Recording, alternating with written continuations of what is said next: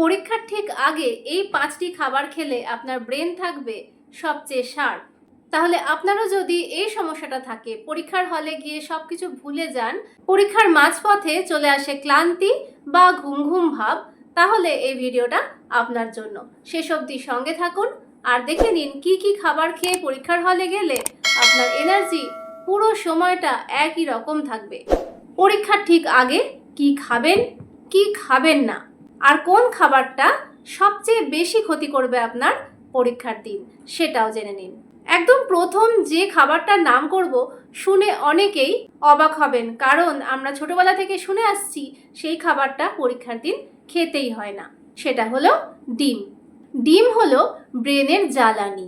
সকালের খাবারে একটি সেদ্ধ ডিম আপনাকে দেবে ভালো মানের প্রোটিন এবং কোলিন।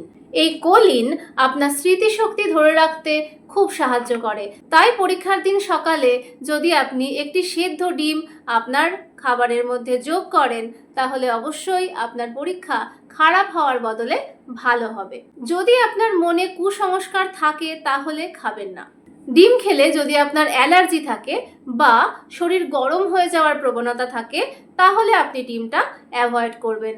না হলে স্বাভাবিক অবস্থায় ডিম আপনাকে পরীক্ষার হলে স্মৃতিশক্তি ও এনার্জি বজায় রাখতে সাহায্য করবে।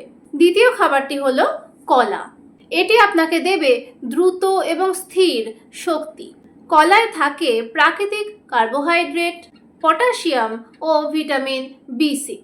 এটি পরীক্ষা চলাকালীন আপনার শরীরে ধীরে ধীরে শক্তি সাপ্লাই করবে এবং আপনাকে পুরো পরীক্ষার সময়টা এনার্জেটিক থাকতে সাহায্য করবে।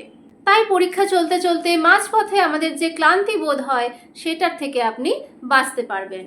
3 নম্বর খাবারটি হলো বাদাম। এক মুঠো বাদাম বা আখরোট খেতে পারেন। এতে থাকে স্বাস্থ্যকর ফ্যাট এবং ভিটামিন ই, যা আমাদের ব্রেনের স্বাভাবিক কাজকে সাহায্য করে, সাপোর্ট করে। বাদামের ভালো ফ্যাট আমাদের অনেকক্ষণ মনোযোগ ধরে রাখতেও সাহায্য করে।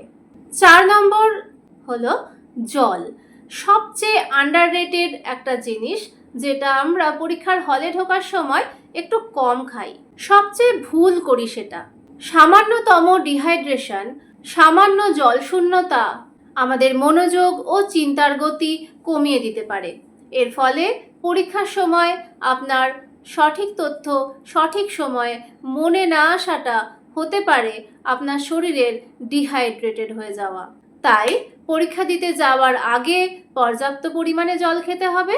পরীক্ষার হলে থাকার সময়ও অল্প অল্প করে জল খেতে হবে। 5 নম্বর হলো ওটস বা চিড়ে। এই দুটো খাবারেও যথেষ্ট পরিমাণে ফাইবার ও কার্বোহাইড্রেট থাকে। এরা ধীরে ধীরে শক্তি রিলিজ করে, যার ফলে হঠাৎ করে সুগার স্পাইক বা এনার্জি স্পাইক হয়ে যায় না।